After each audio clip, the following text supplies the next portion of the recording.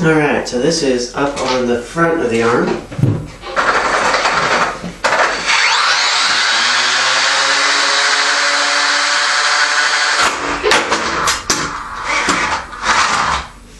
So it fell down onto the back before I triggered. I'm going to try again here.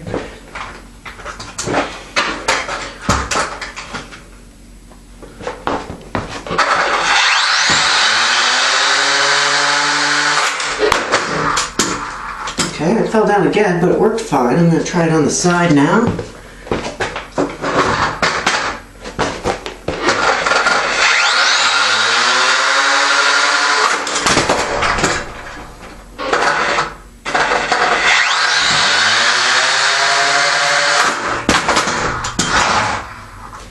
Okay, well from the side it sort of flops over and I have to try again. Try the other side.